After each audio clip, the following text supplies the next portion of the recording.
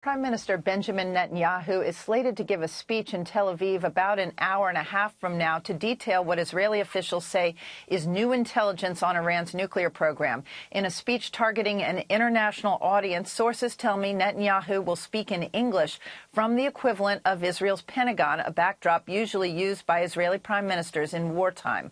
I'm also told the head of Israel's National Security Council has called other signatories to the JCPOA, the Iran nuclear deal, including France and England, to share the new intelligence.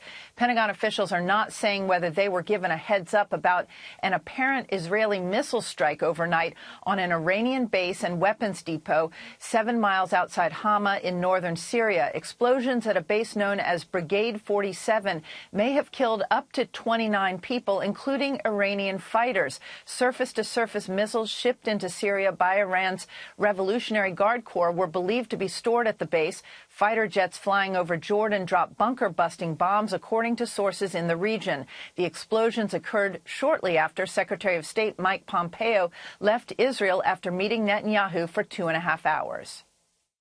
We remain deeply concerned about Iran's dangerous escalation of threats to Israel and the region, and Iran's ambition to dominate the Middle East remains. The United States is with Israel in this fight. Defense Secretary Jim Mattis met with Israel's defense minister at the Pentagon last Thursday. Earlier in the day on Capitol Hill, Mattis told the Senate Armed Services Committee he was concerned about the proxy war in Syria escalating into a war between Israel and Iran. Is there a significant risk of escalation at this moment that would not only engulf Syria but spread throughout the region?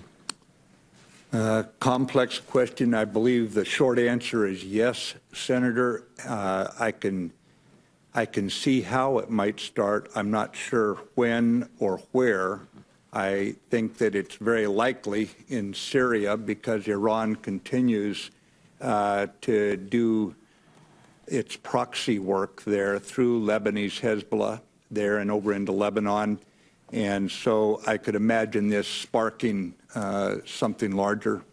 Something larger that could draw the U.S. into a war with Iran if the escalation is allowed to continue. That is what has Pentagon officials concerned.